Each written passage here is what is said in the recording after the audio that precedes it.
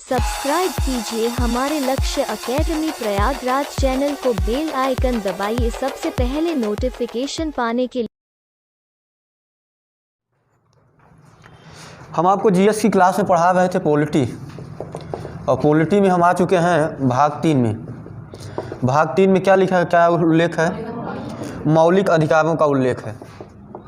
मौलिक अधिकारों का उल्लेख अगर हम अनुच्छेद में कहें तो कहाँ से कहाँ तक है? 12 से 35, यानी कि संविधान के भाग 3 में अनुच्छेद 12 से लेकर 35 के बीच मौलिक अधिकार का उल्लेख है। जिस समय हमारा संविधान लागू हुआ, या यूँ कहें कि मूल संविधान में मौलिक अधिकारों की संख्या कुल कितनी थी? 7 थी।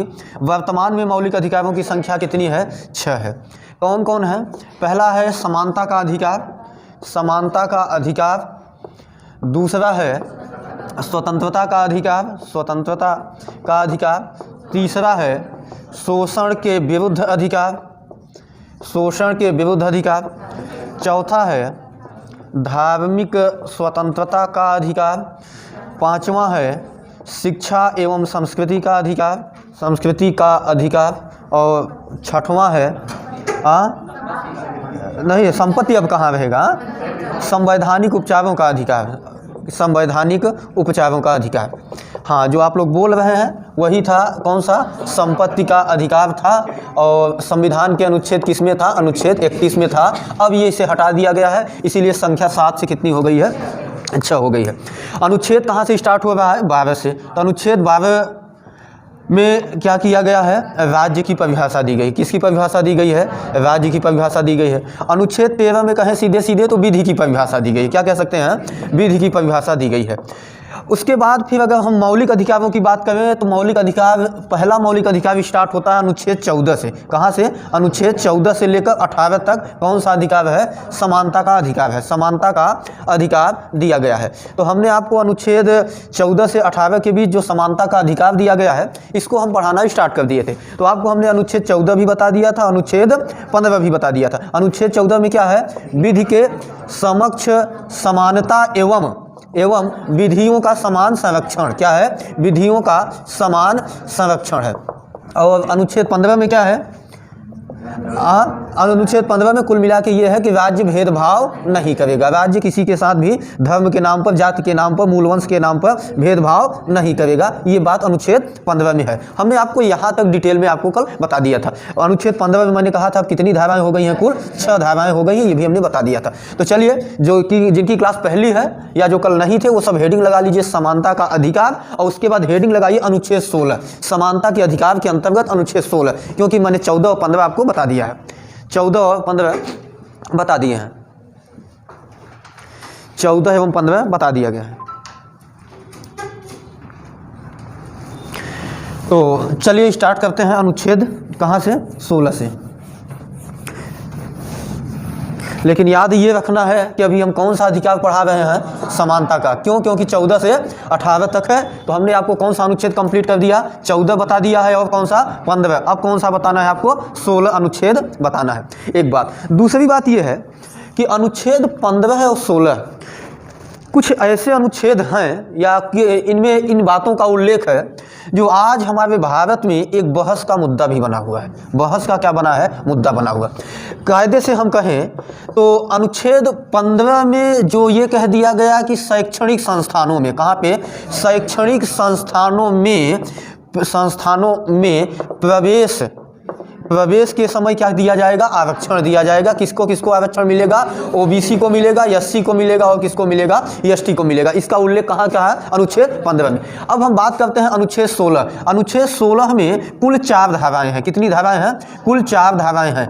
नंबर 1, जैसे हम कहें अनुच्छेद 16(1), तो अनुच्छेद 16(1) में कहा गया कि राज्य लोक नियोजन का मतलब आप सीधा सीधा जान लीजिए, सरकारी नौकरी। किसमें? सरकारी नौकरी, जिसके लिए ही आप लोग यहाँ बैठे हो ना। सरकारी नौकरी के लिए बैठे हो ना? हाँ, ऐसे ही घूमने टहलने चले आए? हाँ, आप ये सोचो, इंसान इतना मतलबी है कि ज्ञान भी ले रहा है तो मतलब से ले रहा है ना। नहीं समझ पाए? यहाँ पढ़ने काहे लिए? मतलब है ना कोई? काहे नाक में डाल रहे हो पेन? हाँ हाँ, ऑन रिकॉर्ड है, जेल जाओगे। चलिए, तो अनुच्छेद 16(1) में कहा गया राज्य लोक नियोजन के मामले में के मामले में सभी को समान अवसर प्रदान करेगा, सभी को समान अवसर प्रदान करेगा। ये कहाँ लिखा गया है? अनुच्छेद 16(1) में, अनुच्छेद 16(1) में। यानी कि राज्य सरकारी नौकरी में सभी को क्या प्रदान करेगा? समान अवसर प्रदान करेगा। यानी किसी के साथ सरकारी नौकरी में कोई भेदभाव राज्य नहीं करेगा। भेदभाव का मतलब ये है कि ऐसा नहीं है कि आप इस धर्म के हैं या इस जाति के हैं या इस नस्ल के हैं या किसी भी प्रकार के हैं तो आपके साथ ऐसे कोई भेदभाव नहीं होगा। राज्य सरकारी नौकरी में सबको समान अवसर देगा। भैया जो अवसर ले पाएगा वो पा जाएगा और नहीं अवसर ले पाएगा तो फिर वैसे ही लड़ते रहेगा, क्या करें ना। चलिए आगे बढ़ते हैं। अनुच्छेद 16(2), अनुच्छेद 16(2), अनुच्छेद 16(2) में कहा गया कि राज्य धर्म, जाति, मूल वंश और नस्ल और जन्मस्थान और लिंग के आधार पर किसी के साथ सरकारी नौकरी में, मैं अब लोक नियोजन नहीं लिखूंगा, यही लिखूंगा ताकि आपको समझ में आए, सरकारी नौकरी में भेदभाव नहीं करेगा। ये कहाँ लिखा गया है? ये अनुच्छेद 16(2) में लिखा गया है। मैं इसको गोला किया हूँ किस लिए? कुछ जानबूझ के, क्योंकि आगे इसकी बात होगी। फिर पहले में कहा कि क्या कहा गया? अनुच्छेद 16(1) में सबके साथ सबको क्या होगा? समान अवसर दिया जाएगा। अनुच्छेद 16(2) में कहा गया कि राज्य जो होगा वो धर्म के नाम पर, जाति के नाम पर, मूलवंश के नाम पर, नस्ल के नाम पर, लिंग के नाम पर, इसको मैं गोला किए वही जानबूझ के किया हूँ, अभी आगे क्लियर हो जाएगा। लिंग के आधार पर सरकारी नौकरी देते समय किसी के साथ क्या नहीं करेगा? भेदभाव नहीं करेगा। ये कहाँ लिखा गया? अनुच्छेद 16(2) में। तो चलिए इसको नोट कर लीजिए, उसके बाद फिर थोड़ा सा मैं बोर्ड पर ध्यान दीजिएगा। मैंने शब्द कहा नागरिक, और नागरिक के नीचे हमने कहा क्या कर लीजिए? अंडरलाइन कर लीजिए। कारण इसका ये है कि अगर आपसे पूछा जाए कि अनुच्छेद 16 में दिया गया मौलिक अधिकार किसे प्राप्त है, मौलिक अधिकार किसे प्राप्त है, तो आपका जवाब होगा नागरिकों को। किसे प्राप्त है? तो जवाब होगा नागरिक को। नागरिक का मतलब क्या हुआ? जो देश का है, जो भारत देश का है वही तो भारत का क्या बनेगा? नागरिक बनेगा। जो भारत का नहीं हो भारत का नागरिक नहीं रहेगा। तो इसीलिए अब ऐसा नहीं है कि यहाँ पर जो गैर नागरिक हो जाए, गैर नागरिक का मतलब किसी और देश का हो, वो भी आए तो कहे कि हमको भी सरकारी नौकरी में समान अवसर दो, तो ऐसा संभव नहीं है। तो ये सिर्फ किसे प्राप्त है? नागरिकों को, यानी हम सबको प्राप्त है जो इस देश के हैं, या यूं कह सकते हैं जिनका यह देश है उन्हीं को प्राप्त है। तो नागरिकों को प्राप्त है, गैर नागरिकों को प्राप्त नहीं है। यहां पर हम व्यक्ति शब्द का प्रयोग, जैसे मान लीजिए हम अगर अनुच्छेद 21 की बात करें, अनुच्छेद 21 में जीवन जीने का अधिकार है, हाँ जीवन जीने का अधिकार दिया गया है। तो अनुच्छेद 21 में जीवन जीने का अधिकार जो है वो सिर्फ नागरिकों को नहीं प्राप्त है, वो सभी को प्राप्त है। यानी तब वहाँ कौन आ जाएगा? व्यक्ति आ जाएगा। कसाब का नाम सुना था ना? हाँ कसाब का नाम सुना था ना? वो यहाँ पकड़ा गया ना, दूसरे देश का था ना, आतंकवादी था ना, तब भी उसको जीवन जीने के अधिकार जब तक दिया जाना चाहिए तब तक दिया गया था। लेकिन फिर विधि के अनुसार क्या किया? उसके प्रमाणों से उसको क्या किया गया? वंचित किया गया। यही किया गया ना। तो अगर ये बात केवल नागरिकों को प्राप्त होती तो उसी समय ठोक दिए होते ना, उसको उसी समय मार दिए होते। ऐसा तो हुआ नहीं। क्यों? क्योंकि जीवन जीने का अधिकार सभी को प्राप्त है, जीवन जीने का अधिकार सभी को प्राप्त है। लेकिन ये सरकारी नौकरी वाला अधिकार सबको प्राप्त नहीं है। किसे प्राप्त है? नागरिकों को। बात क्लियर हो गई ना? तो चलिए लिख लिए। आइए एक बार फिर से देख लेते हैं, थोड़ी छोटी छोटी बातें याद करिए। 16(1) में क्या कहा गया? सबको समान अवसर दिया गया। अनुच्छेद 16(2) में कहा गया कि इन आधार पर भेदभाव नहीं होगा। चलिए आगे बढ़ते हैं। अब लगाइए हेडिंग 16(3), लगाइए हेडिंग 16(3। देखिए थोड़ा सा अगर इनको बढ़िया से समझना हो तो पीछे वाली बातें यदि आप याद रखेंगे तो बढ़िया समझ में आएगा। चलिए मैं थोड़ा सा छोटी छोटी बात यहाँ पर मैं लिख देता हूँ। 16(1) में क्या कहा गया? समान अवसर। कहाँ पे समान अवसर भैया? सरकारी नौकरी में। कहाँ पे? सरकारी नौकरी में। अनुच्छेद 16(2) में कहा गया कि तमाम जो बातें लिंग धर्म के आधार पर क्या नहीं होगा? भेदभाव नहीं होगा। इतनी बात क्लियर हो गई सबको। लेकिन उसमें मैंने एक शब्द प्रयोग किया, वो शब्द है जन्मस्थान, है ना? मैंने कहा कि उसको अंडरलाइन कर लीजिए, खैर मैं भी लिखा था तो पे किया था। क्या है? जन्म स्थान। ये क्यों अलग है इसको सुनिए। अनुच्छेद 16(3) में कहा गया संसद विधि बनाकर लोक नियोजन के मामले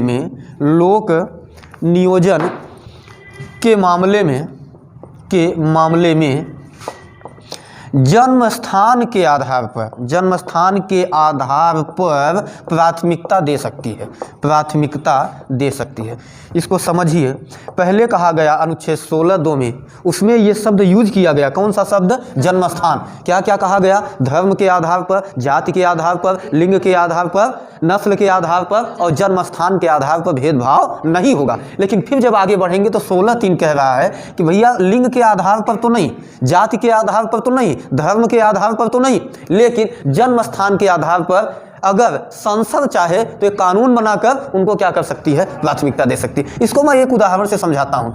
आप सभी जितने लोग लगभग यहाँ बैठे हैं वो हम जानते हैं कि आप यूपी पुलिस का भी एग्जाम देते होंगे, चलिए काहे पूरा लिखें, यूपीपी का भी देते होंगे, एसआई का भी देते होंगे, एसएससी जीडी भी देते होंगे, तमाम कुल मिला के ऐसे पद जिनमें फिजिकल करवाया जाता है, कि फिजिकल टेस्ट होता है, ऐसे एग्जाम तो आप सभी दिए होंगे ना? नहीं दिए होंगे तो देने के लिए ही तो बैठे हैं ना। तो आप ये ध्यान दिए होंगे, जैसे मान लीजिए यूपीपी में हुआ, यूपीपी में यदि हम मान के चलते हैं कि हम जिस क्षेत्र के हैं इस समय, हम लोग कहाँ पे बैठे हैं? इलाहाबाद के। हमारा निवास स्थान कहाँ है? इलाहाबाद है। लेकिन वही चले जाइए पहाड़ी इलाकों में। कहाँ पे? पहाड़ी इलाकों में। तो पहाड़ी इलाकों एक जन्म स्थान, एक मतलब हम ये कहें कि मान लीजिए दो बच्चे हैं, एक बच्चा है कहाँ का? इलाहाबाद का, एक बच्चा कहाँ का है? इलाहाबाद का है, दूसरा बच्चा कहाँ का है? पहाड़ी इलाके का। तो आप लोग एग्जाम में देखे होंगे जब विज्ञापन आता है तो इनको हाइट में छूट दी जाती है, आप लोगों के तुलना में दी जाती है ना। तो किस आधार पर दिया गया? जन्मस्थान के आधार पर, क्योंकि ये प्राकृतिक स्वाभाविक प्रक्रिया है कि पहाड़ी क्षेत्र के लोगों की हाइट कम होती है, पहाड़ी लोगों के क्षेत्र की हाइट कम होती है। तो भैया इसलिए उनको किस आधार पर दिया गया? ऐसा नहीं है कि धर्म के नाम पर उनको दे दी गई छूट, धर्म के नाम पर उनको प्राथमिकता नहीं दी गई, लिंग के आधार पर प्राथमिकता नहीं दी गई। किसके आधार पर दी गई? जन्म स्थान के आधार पर। बात क्लियर हो गई ना? तो यही अनुच्छेद 16(3) में कहा गया कि संसद विधि बनाकर, कानून बनाकर सरकारी नौकरियों के मामले में जन्म स्थान के आधार पर प्राथमिकता दे सकती है। ये कहाँ कहा गया? अनुच्छेद 16(3) में। चलिए इसको नोट कर लीजिए। इसको एक चीज़ और से समझिए कि जैसे मान लीजिए आप यूपी का कोई एग्ज़ाम दे रहे हैं। बात क्लियर हुई? कहाँ का एग्ज़ाम दे रहे हैं? यूपी का। तो यूपी के छात्रों के लिए, और मान लीजिए कोई यूपी का एग्ज़ाम है और उसमें कोई बिहार का लड़का फॉर्म डाल दिया। कहाँ का लड़का फॉर्म डाला है? बिहार का।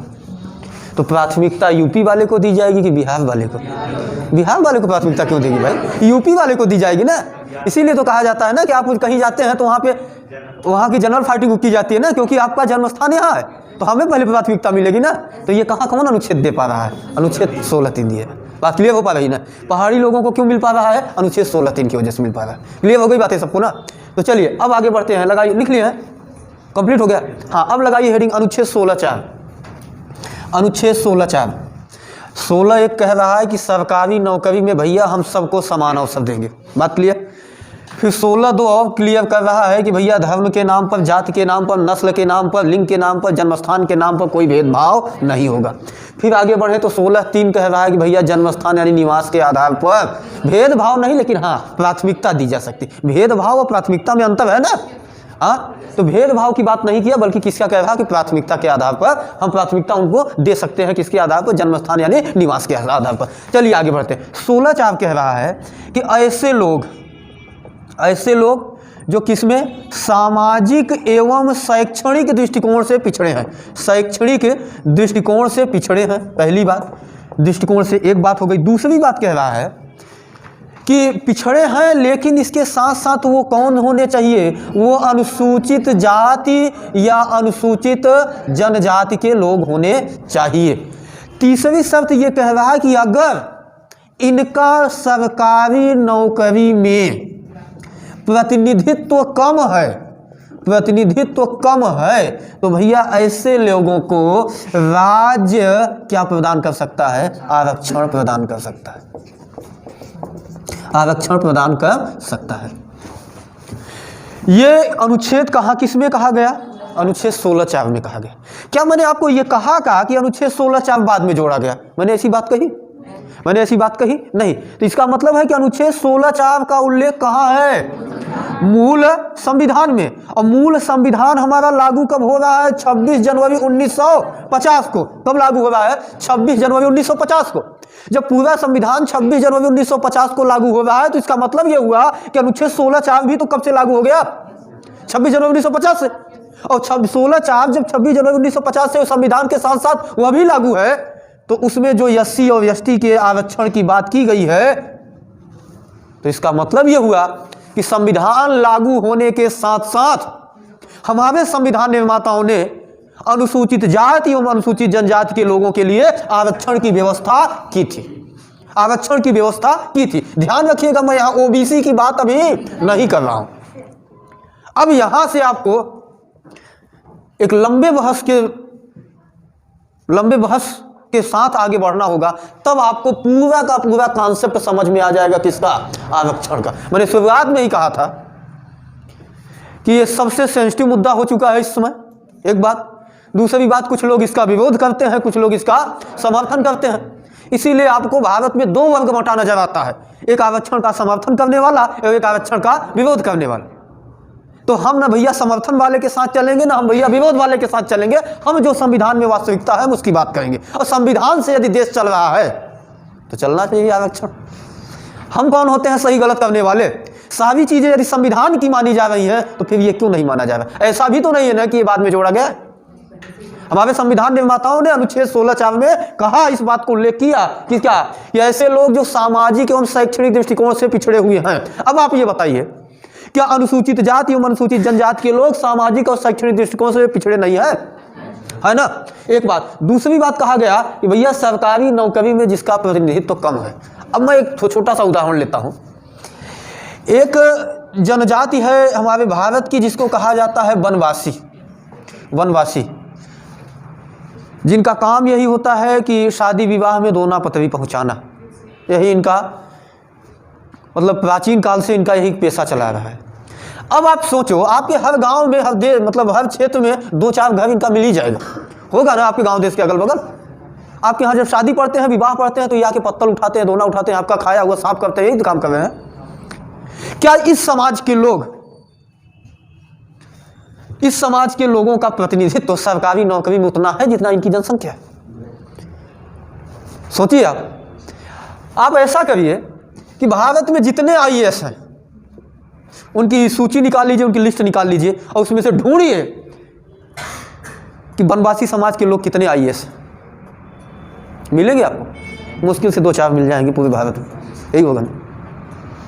क्यों ऐसा है? ऐसा इसीलिए है क्योंकि ये सामाजिक और शैक्षणिक दृष्टिकोण से पिछड़े, और इसीलिए इनका प्रतिनिधित्व कम है। और इनका प्रतिनिधित्व समान करने के लिए, क्योंकि कौन सा अधिकार पढ़ रहे हो, समानता का अधिकार, इनका प्रतिनिधित्व समान करने के लिए आरक्षण की आवश्यकता है और थी, तब तक रहेगी जब तक इनका समान प्रतिनिधित्व नहीं हो जाता। बात समझ पा रहे हैं ना? तो इसीलिए संविधान निर्माताओं ने अनुच्छेद 16(4) में किसका उल्लेख किया है? SC और ST के लोगों के लिए आरक्षण का प्रावधान किया है। यहां तक बात क्लियर होगी सबको? लिख भी लिए हैं, आगे बढ़े। अब फिर से एक एक स्टेप देखते चलिए। समान अवसर दिया जाएगा, भेदभाव नहीं किया जाएगा, जन्म स्थान यानी निवास के आधार पर सरकारी नौकरी में हम प्राथमिकता दे सकते हैं। कौन देगी? संसद विधि बना के। और उसके बाद 16(4) क्या कह रहा है? भैया जो सामाजिक एवं शैक्षणिक दृष्टिकोण से अनुसूचित जाति एवं जनजाति के लोग पिछड़े हैं और उनका प्रतिनिधित्व यदि कम है तो उन्हें आरक्षण देना होगा। क्यों देना होगा? क्योंकि समानता का अधिकार है ना। ऐसा तो नहीं है ना कि हर पोस्ट पर वही उन्हीं की नियुक्ति हो जाए जो सामाजिक एवं शैक्षणिक दृष्टिकोण से पिछड़े नहीं है। ऐसा नहीं हो सकता ना। सबके लिए, भारत तो उनका भी है ना, तो जब भारत उनका भी है तो हक तो उनका भी बनता है ना। फिर यहाँ पे मैं लिख देता हूँ जो मिटाया हूँ। 16(3) में कहा गया किसके आधार पर? जन्म स्थान या हम कह सकते हैं क्या, निवास के आधार पर क्या दे सकते हैं? प्राथमिकता दे सकते हैं। और अनुच्छेद 16(4) में सीधा सीधा SC और ST के लिए आरक्षण की बात मूल संविधान में ही कर दी गई थी। क्यों की गई थी? क्योंकि ये सामाजिक और शैक्षणिक दृष्टिकोण से पिछड़े हैं, एक कारण। दूसरा, इनका सरकारी नौकरी में प्रतिनिधित्व कम है। अब उसके बाद अनुच्छेद 340 में ये कहा गया कि चलिए भैया इनको तो हम मूल संविधान में आरक्षण दे दिए। क्यों आरक्षण दे दिए? ताकि इनका भी समान, इन्हें भी अवसर मिल सके। बात समझ पाए ना? अब 340 में ये लिखकर छोड़ दिया गया था कि संविधान जब लागू हो जाएगा, संविधान लागू कब होगा भैया? 26 जनवरी 1950 को लागू हो जाएगा। तो संविधान लागू होने यानी 26 जनवरी 1950 के 5 वर्ष के भीतर, 5 वर्ष के भीतर, तो 5 वर्ष कब बीत जाता? 1955 में। 26 जनवरी 1955 को 5 वर्ष हो जाता, लेकिन उसके भीतर 5 वर्ष के भीतर ही भारत का राष्ट्रपति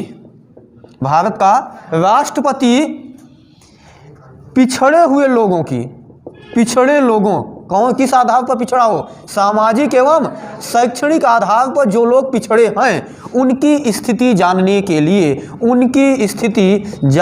के लिए एक आयोग का गठन करेगा। ये कहाँ लिखा था? अनुच्छेद 340 में। अनुच्छेद 340 में यदि यह कहा गया, किसको कहा गया? राष्ट्रपति महोदय से कहा गया कि भैया जिनको हमें समझ में आया उस समय, जिस समय हम संविधान लिख रहे थे, उसको तो हम दे दिए। बात समझ आ गई ना? लेकिन केवल यही तबका नहीं है, समाज का और ऐसा भी कोई तबका है कि जो हो सकता है पिछड़ा हो सामाजिक एवं शैक्षणिक दृष्टिकोण से। यदि वह पिछड़ा है तो भैया हम आपको यह अधिकार देते हैं कि उनकी स्थिति परिस्थिति जानने के लिए कि वास्तव में पिछड़े हैं कि नहीं पिछड़े हैं, अगर पिछड़े हैं तो उनके लिए क्या करना चाहिए और नहीं पिछड़े हैं तो क्या नहीं करना चाहिए, इसकी स्थिति को जानने के लिए राष्ट्रपति महोदय 5 साल के भीतर आप एक आयोग का गठन करेंगे। वह आयोग क्या करेगा कि उनकी स्थिति का पता लगाएगा। बात समझ में आ गई ना? देखेगा भारत के हर देश हर क्षेत्र में जाकर कि भैया पिछड़े लोगों की क्या स्थिति है, कितने लोग पढ़ पा रहे हैं, कितने लोग नौकरी कर पा रहे हैं, कितने लोग सामाजिक स्तर से उठ चुके हैं, कितने लोग नहीं उठ चुके हैं। इन सब की जांच के लिए राष्ट्रपति अनुच्छेद 340 के तहत संविधान लागू होने के 5 वर्ष के भीतर एक आयोग का गठन करेगा। राष्ट्रपति उस समय कौन रहे होंगे? डॉक्टर राजेंद्र प्रसाद। डॉक्टर राजेंद्र प्रसाद ने 5 साल के भीतर ही यानी 1953 में एक व्यक्ति थे जिनका नाम था काका कालेलकर की अध्यक्षता में एक आयोग का गठन किया। कौन आयोग का गठन कर रहा है? डॉक्टर राजेंद्र प्रसाद जो भारत के पहले राष्ट्रपति थे। उनको 1955 के अंतर्गत तब तक में करना था ना, क्योंकि अनुच्छेद 340 में कितना कहा गया था? 5 वर्ष के भीतर। तो 5 वर्ष के भीतर डॉक्टर राजेंद्र प्रसाद ने वर्ष 1953 में काका कालेलकर की अध्यक्षता में एक आयोग का गठन किया। इस आयोग ने अपनी रिपोर्ट प्रस्तुत की पूरे भारत में घूमने टहलने भ्रमण करने के बाद 1955 में, और कहा कि समाज का वह तबका जिसको हम कह सकते हैं अदर बैकवर्ड क्लासेस यानी अन्य पिछड़ा वर्ग, उसकी भी स्थिति परिस्थिति ठीक नहीं है, तो इसलिए हमारी सिफारिश हम आपसे करते हैं कि उसको भी क्या दिया जाना चाहिए? आरक्षण दिया जाना चाहिए। मूल संविधान में ओबीसी के आरक्षण की बात थी? नहीं थी। पहली बार कब बात आई? वर्ष 1955 में, जब काका कालेलकर आयोग ने अपनी रिपोर्ट प्रस्तुत की तो उसने ये कहा कि हमने पूरे भारत में देखा कि जो ओबीसी यानी अदर बैकवर्ड क्लास है उसकी भी स्थिति ठीक नहीं है। क्योंकि वह भी सामाजिक एवं शैक्षणिक आधार पर पिछड़ा हुआ, तो उसे भी हम ये कहते हैं कि आप आरक्षण दीजिए। लेकिन उस समय इस आयोग की रिपोर्ट को सिर्फ रिपोर्ट मानकर ही एक कोने में रख दिया गया, यानी उसे लागू नहीं किया गया। यदि काका कालेलकर आयोग की रिपोर्ट को मान लिया गया होता तो 1955-56 के अंतर्गत ही क्या ओबीसी को भी आरक्षण मिल जाता, लेकिन मिला क्या? नहीं मिला। बात क्लियर हो गई? यहाँ तक आगे बढ़िए। फिर ये रिपोर्ट आ गई थी कब? मैं यहाँ पर लिख दूँ 1955। कौन सा आयोग था?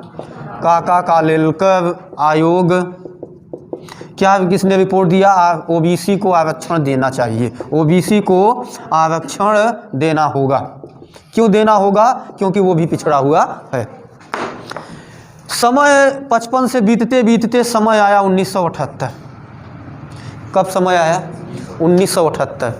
1978 में यहाँ के प्रधानमंत्री थे मोरारजी देसाई।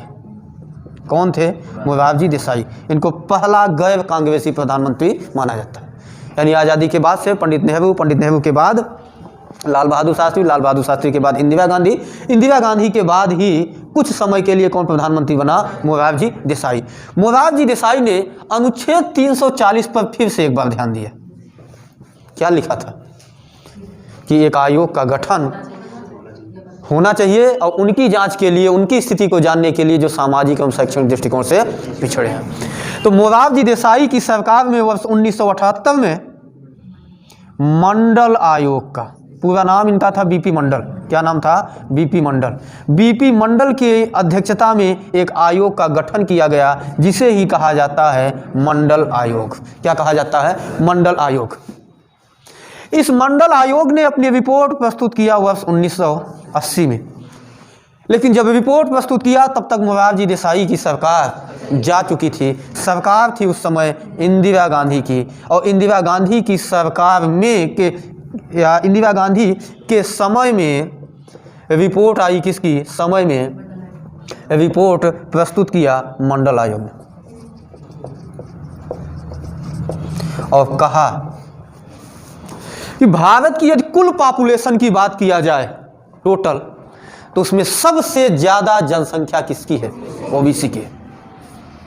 और इस ओबीसी वर्ग की या क्लास की स्थिति बहुत ही नाजुक है। किस आधार पर? सामाजिक और शैक्षणिक आधार पर। इसलिए हम ये कहते हैं कि काका कालेलकर आयोग ने जो रिपोर्ट प्रस्तुत किया था कि ओबीसी के लिए भी आरक्षण की आवश्यकता है, तो हम भी कहते हैं कि भैया अब देर न की जाए, क्योंकि यह समाज आज भी, यह वर्ग आज भी बहुत पिछड़ा हुआ है। जबकि हो गया कितना संविधान लागू है? 30 साल हो गया। 30 साल हो गया, तब भी वो अपने आप में अपने को कहाँ नहीं रख पाया है? समानता के अधिकार में नहीं रख पाया है। क्यों नहीं रख पाया है? क्योंकि वो पिछड़ा है। यदि समाज में समानता लानी है, देश में समानता लानी है, सबको समान हक मिले, सबको सरकारी नौकरी में समान प्रतिनिधित्व मिले, तो इसके लिए आवश्यक है कि ओबीसी को आरक्षण दिया जाए। किस आयोग ने कहा? मंडल आयोग ने। कब कहा? 1980। सरकार किसकी थी? इंदिरा गांधी।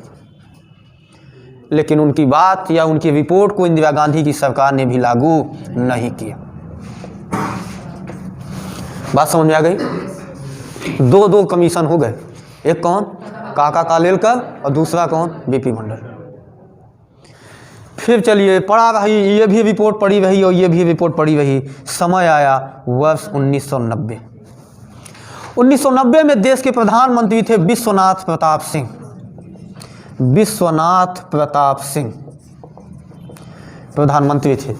और विश्वनाथ प्रताप सिंह ने मंडल आयोग की रिपोर्ट का अध्ययन किया और वर्ष 1990 में इसे लागू कर दिया। यानी कि संविधान लागू होने के 40 वर्ष बाद फिर जाके ओबीसी को क्या मार्ग मिला? आरक्षण मिला। वो भी कितना? 27%। ये है आरक्षण की पूरी कहानी भारत में ओबीसी के लिए। तो एससी को कब मिल गया था? 26 जनवरी 1950 को ही, जिस दिन संविधान लागू हुआ। लेकिन ओबीसी को कब मिला? जाके वर्ष 1990 में। किसकी सरकार ने लागू किया? विश्वनाथ प्रताप सिंह की सरकार ने लागू किया। समझ में आ रही बात है? तो लिख लीजिए भैया फिर।